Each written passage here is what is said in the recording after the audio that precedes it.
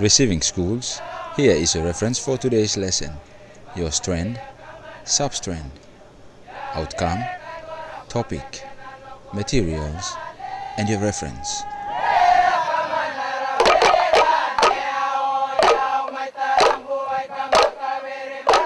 Right, good morning 8Cs, receiving school students and teachers.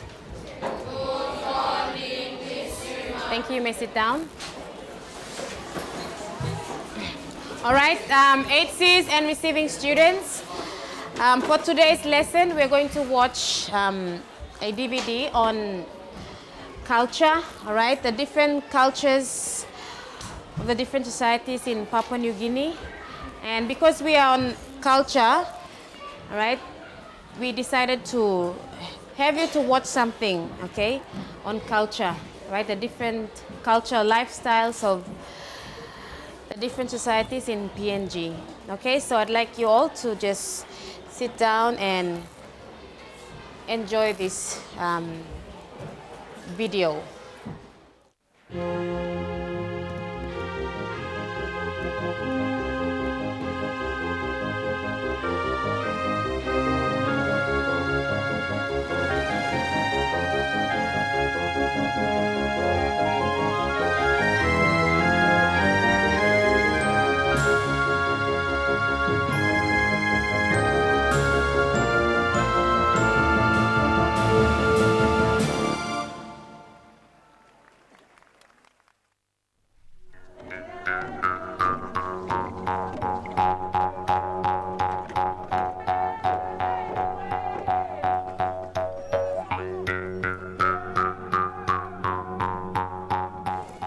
Just south of the equator, north of Australia, lays the amazing, mysterious, and hardly visited country of Papua New Guinea, a land where songs pierce the heart and its dances move the body from its core. The visitor is always being stimulated by the constant discoveries this country offers.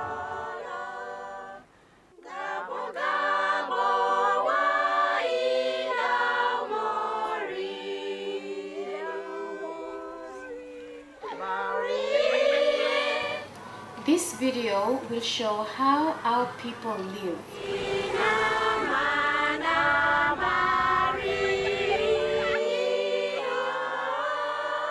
One of the best times to travel to Papua New Guinea for once-in-a-lifetime experiences is for the September Cultural Festivals.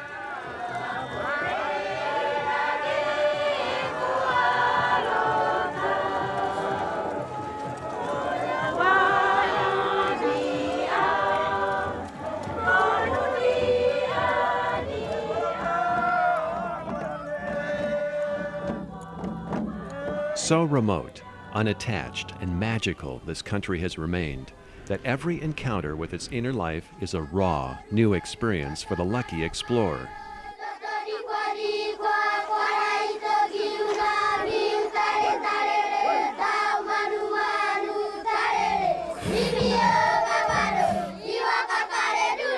The diversity of this culture is extraordinary. Countless tribes and clans each have their own character, traditions, and even language.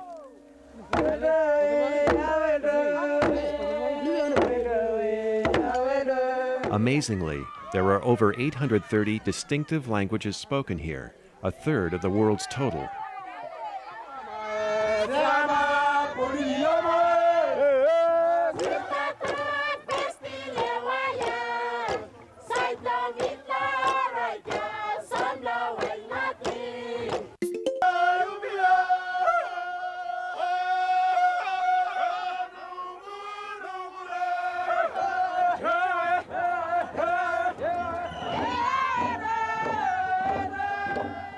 The Goraka Show in the Highlands region is the largest in Papua New Guinea. Tribes from all over the country arrive here to show off their magnificence.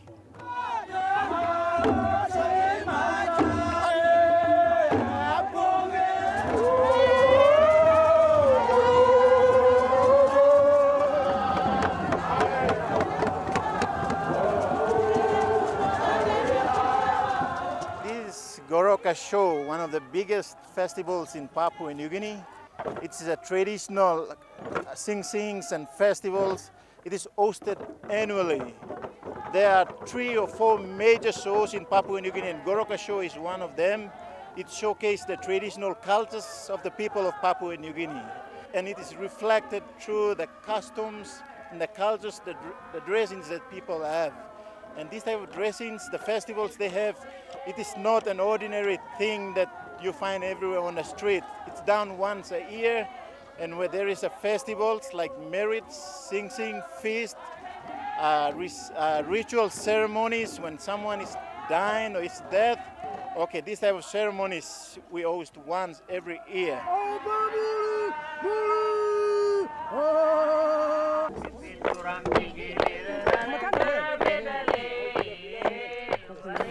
Now that was some of the magnificent traditional cultures of our country. You could see some of the beautiful dresses, the costumes, and even the dances that they perform. Now we'll take a look at one of the Highlands provinces, or in the Highlands region, which is Eastern Highlands, and we'll have a look at the way they live.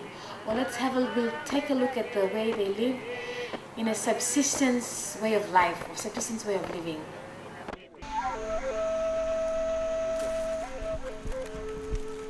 One of the most amazing aspects of Papua New Guinea is how self-sufficient this society is. A beggar or a hungry person can hardly be seen anywhere. One of the reasons is that this land is fertile and there is plenty of water. Another reason is the character of its people, who are incredibly resourceful. An example of that can be seen in this family's farm, located in Azaro village, deep in the highlands. When the garden is ready, we plant garden, like cash crop like coffee, and cabbage, potato, carrot, onion, bean, and some sort of vegetables there, pumpkin tops. We grow it and we sell it for money. We go to store, we go to buy some salt, soap, rice, and we buy our clothes and something for us like mattress, blanket, pillow, and pots, spoon, plate, and cups. There are 2 reasons of why Papua New Guineans live a successful subsistence way of living. 1, the land is fertile. 2, there's plenty of water. And also the character of the people, they're resourceful. Now we take a look at the Milan Bay in the southern region. We'll see how they make their war canoes and also how they perform their traditional way of cooking using their traditional foods. It is where the Coral and the Solomon Seas connect and contains more than 600 small islands. The pleasant capital is called Alatau.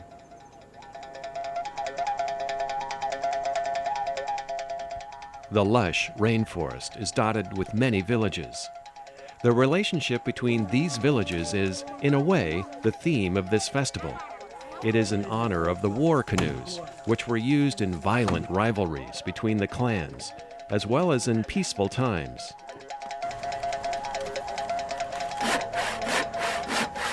Near Alatau, the elders are building a structure where they hope to teach the younger generation the tradition of canoe making. John Kaniku is a well-known poet in Milne Bay. He fights to conserve the old customs he feels so strongly about and tries to incorporate them in today's local youth. The reason why we're building these, we call them toreha houses, it's a feast house for the canoe festival, is that we want to teach, especially the urban children who have left home and the parents come to work in the cities and towns. They know nothing about it. And we hope by building them, they'll come and see them. And then we'll continue with our traditional architecture.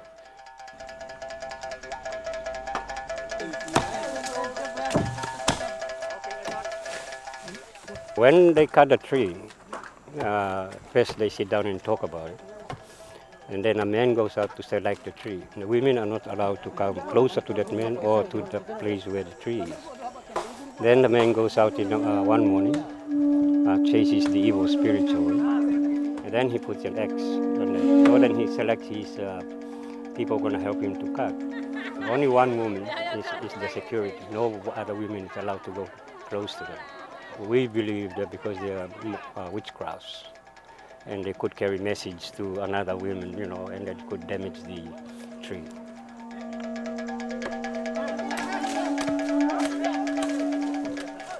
Deep in the jungle, not far from their homes, the men join in elaborate teamwork for hand carving the canoe from the ilamo tree. No modern tools are being used. It has to be done the way their ancestors did it. Ordinary canoe is made out in a different way. This type of canoe here, it's a long process, and it's a teamwork too. Not only one person had to do that. Okay, and it has to be done in a way where everybody gets involved in building.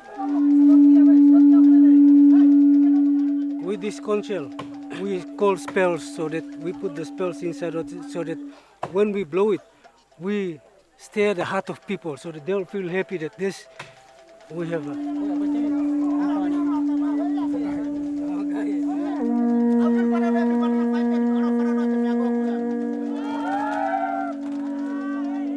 Esther is completely committed. It is particularly important for her to be a part of the team, even though women are not expected to participate. It reminds me of my father. Well, I was only a child then when my father was the captain of one of the war canoes. Even though I've lost my father,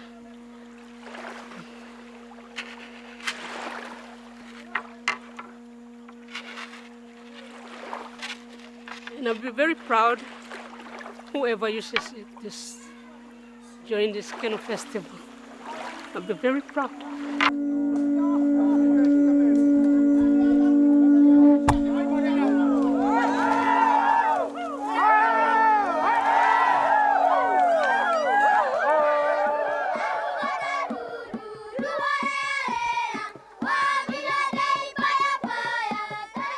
Wearing their traditional dress and feathers, the women and children arrive from the village to bless the men.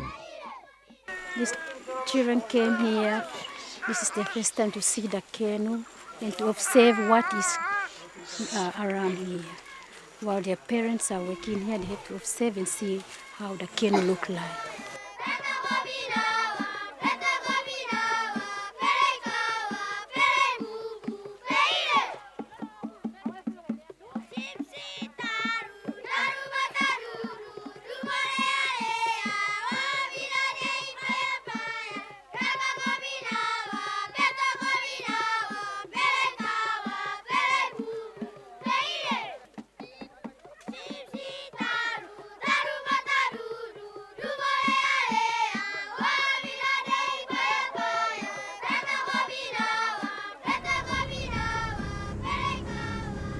Not far from Alatau, there is a resort that promises to be restful as well as adventurous.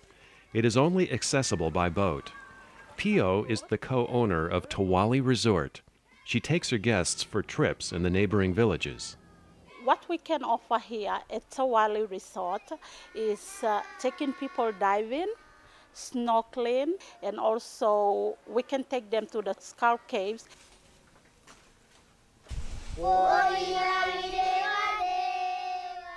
The Skull Cave in Hiliwal village reveals much about this culture's burial customs. The locals agree to show the cave to curious visitors, but they are not so keen to enter it by themselves. We don't want to come here because some of us our first time and we are afraid things like animals or what, and some witchcraft too, because this is not now, long time one. For in customer way, people they were eating people.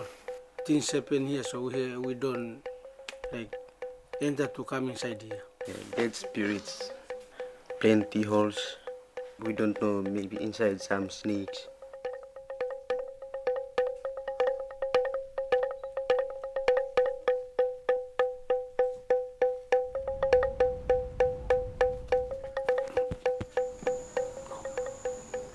Holly Isaac lives with her family in a small village just outside Alatau.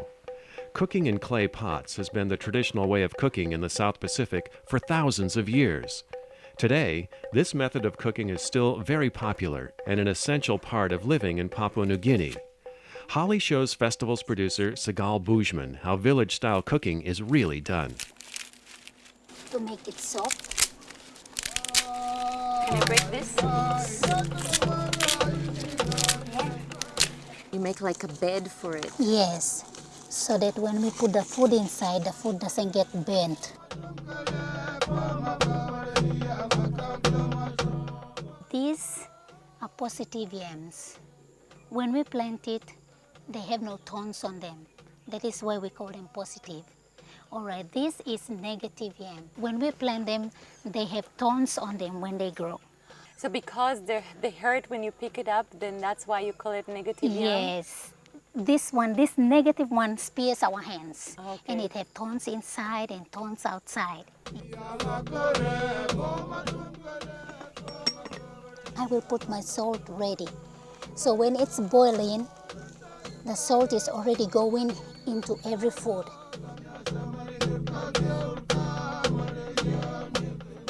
This is going to be the water.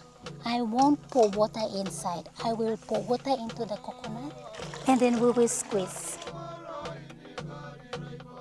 What else do you do with the coconut? We go to the garden and come out. We have cut.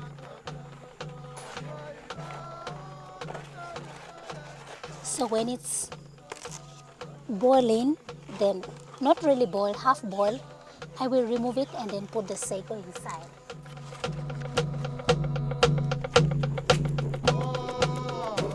While the ingredients are slowly cooking, Holly's brother Manu and his cousin Jehoram take the opportunity to teach Segal how to prepare a popular Papua New Guinea snack.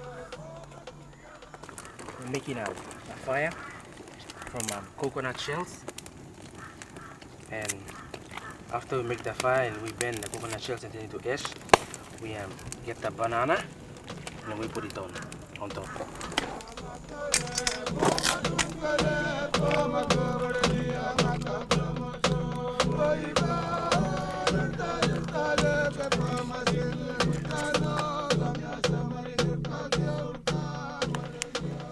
Oh, I see. Yeah, it's not cooked yet. It's so hard. This is the kind of banana that you can get, I think, only in Papua New Guinea. Yeah, look at this. It's like a potato. So we will come back when it's cooked. Definitely. Let's Take do a some break. other. Come back. See you later.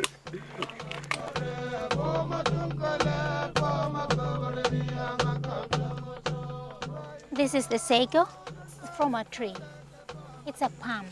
I have to mix it properly with the coconut. Now while I'm mixing it, I feel that it's sticky. Everything is getting stuck together, just like mixing flour.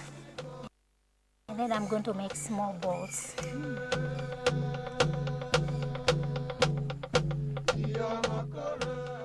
We will wait for a few seconds while the boys scrape the coconut, and then we'll cream it. And that's ready to serve.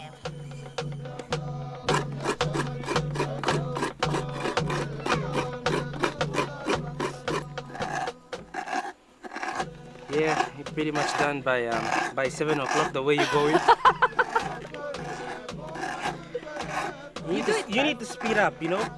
It's like the food has to be creamed. I'm trying. Yeah, another world record time.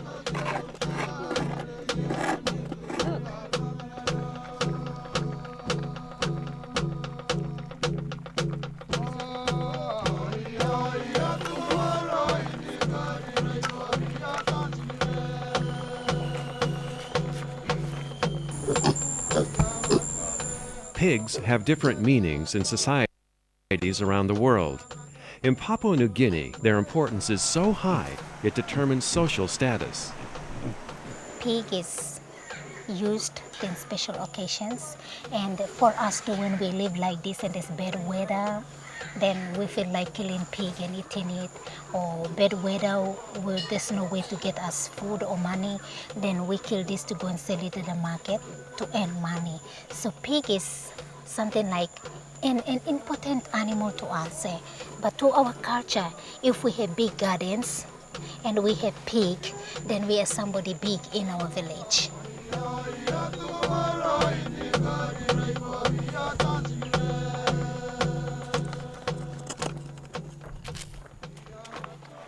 Is it almost done? Yep, it's almost done.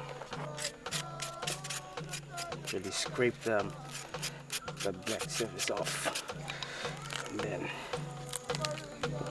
like that. It's done, ready. Munch. Then you apply the coconut to eat it together. Literally. See?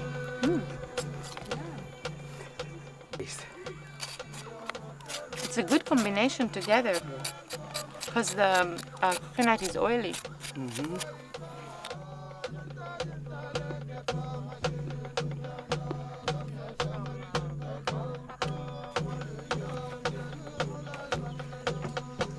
Wow. Holly? What a cook. Positive yam or negative yam? Positive, please. Positive is better. As you can see, it's not easy to make a war canoe. As you can see, our people are very resourceful. Now let's look at the Oro people, how they make tapa cloth.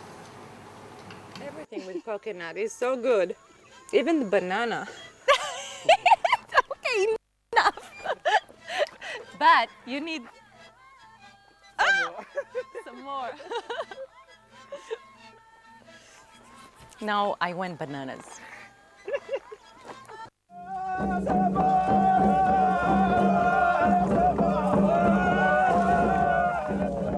Tufi region in Oro province is a treasure yet to be discovered.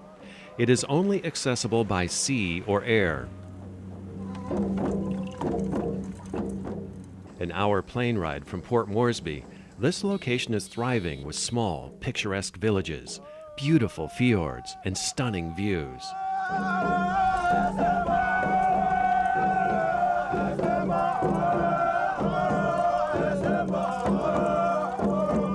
A warm welcome is an important part of the Papua New Guinea culture. A visitor is often honored with a wonderful sing-sing. The men and women of this tiny village that is almost entirely formed by the Yari Yari family are responsible for this heartwarming reception.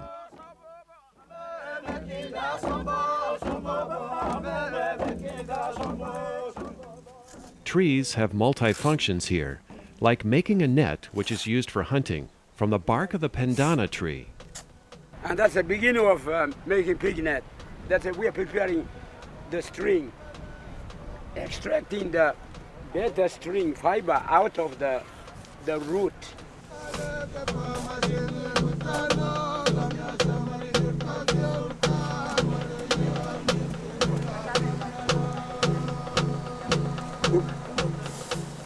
Now you see fiber, very strong fiber.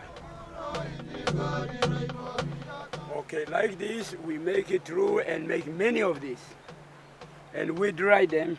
Then after they dried for 2 or 3 days, I bring them and join this one and make this one become longer.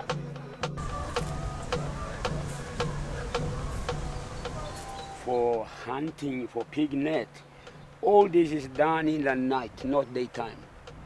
The law forbids us doing daytime because in the daytime we say, or the belief is pig will come, or cassowary or wallaby will come and see the net and run back again, instead of going and get inside and close up. Okay, when that is done, we keep joining. When this becomes short and thin here, we put another one, join it on, so that join must be at different places.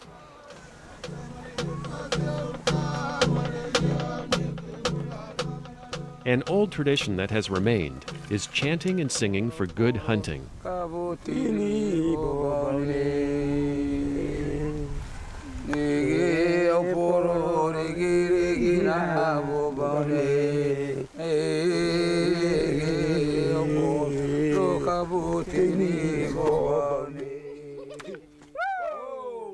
when we are making this one, women are not allowed coming around like this, or do this or that. No, forbidden. They stay a little bit further apart. Bad luck, something like that. Very true.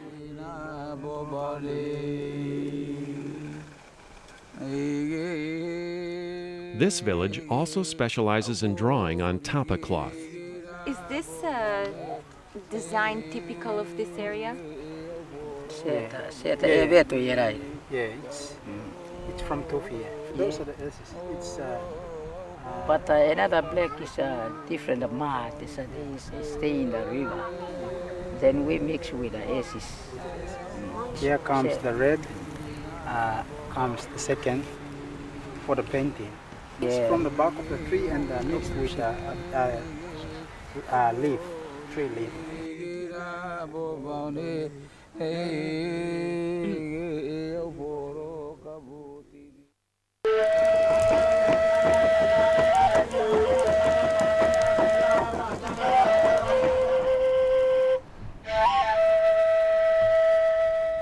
Rabaul, located at the northeastern edge of New Britain Island, has historical and geological interest.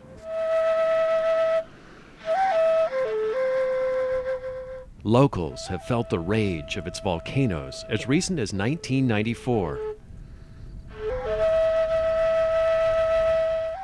Prior to the 1994 eruption, there were just grasses here. There weren't any trees because around here there were houses. But immediately after the eruption, there was desert. There was nothing here, no vegetation. It has taken about 8 to 10 years for this vegetation to grow.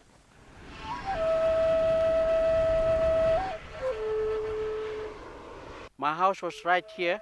We moved into the house and we live in it for only 1.5 years. It was totally destroyed. We cannot find any more traces.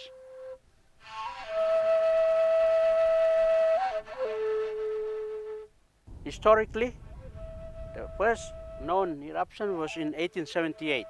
It took 59 years for volcano to blow up in 1937. Then when it erupted in 1994, it took 57 years. So, according to volcanologists and other scientists, if there were to be another major eruption, it would take another 50 years.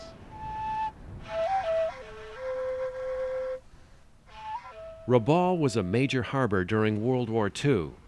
Tunnels that were dug by the Japanese forces remain untouched and are a testimony to the horrible war. War relics were collected and are exhibited at the museum in nearby Kokopo.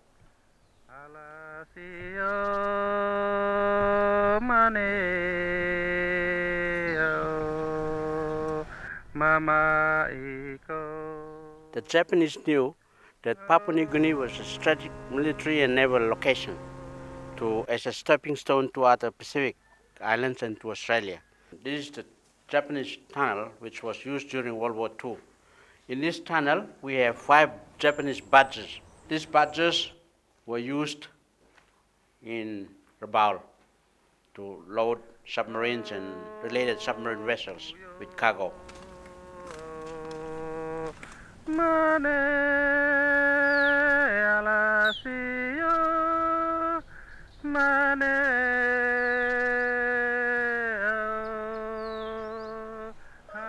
Perhaps it's the volcano's mightiness that inspired the fire dance.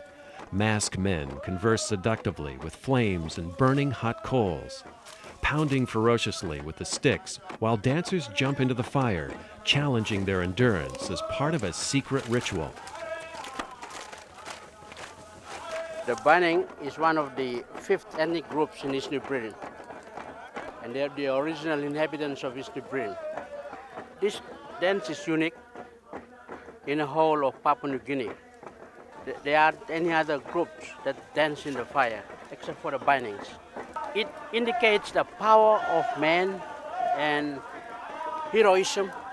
Yeah? It shows that they can dance in huge fire, they can do anything, it challenges to them. That's a traditional part of the initiation ceremony into which young boys are initiated into the Tubuan secret male society. It's so secret that even I can tell you about it.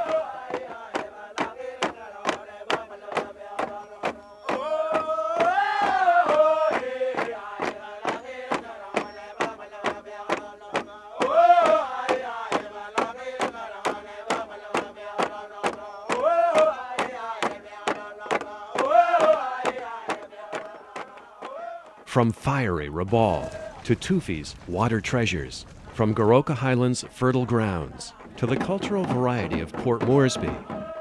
Touching merely the tip of what this country can offer, it remains full of secrets and surprises.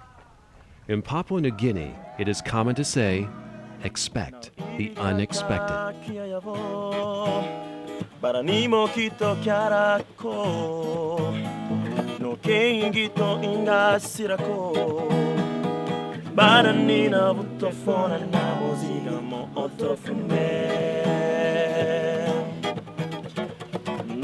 Gambari amino mo mbutabi hiuza no tungambari amino mo mbutabi hiuza no tungambari amino mo orekeza pe para emboni mo itemi haira para não bado mohambe otofumbe para não bado mohambe otofumbe para não bado mohambe otofumbe.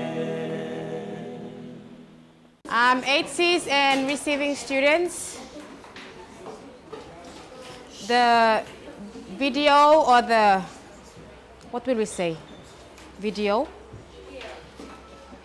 Okay, that you've just watched, 8Cs and receiving students, was based on different cultures of Papua New Guinea, different cultures of PNG. Okay, now who can tell me how many languages are there in Papua New Guinea? Receiving students? Okay, over 800 languages, okay? And you must remember that language makes up a culture, okay?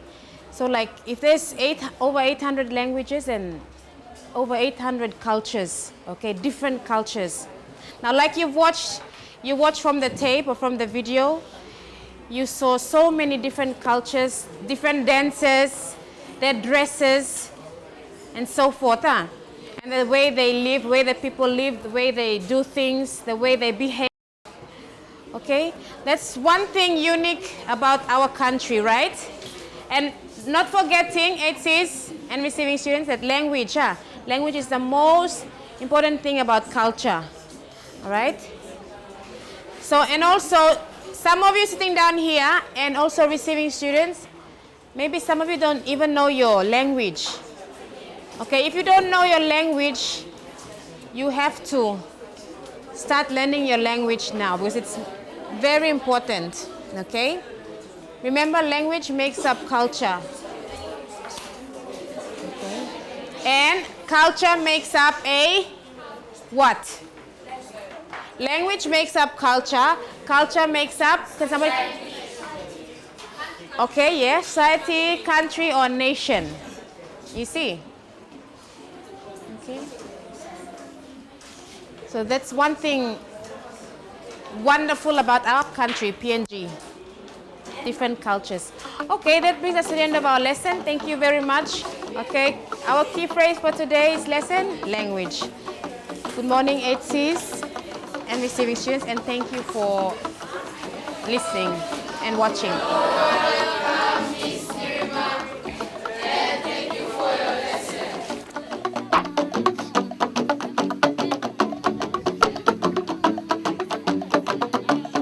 Teachers, here is your reference for the next lesson. Your strand, substrand, outcome, the topic, materials, and your reference.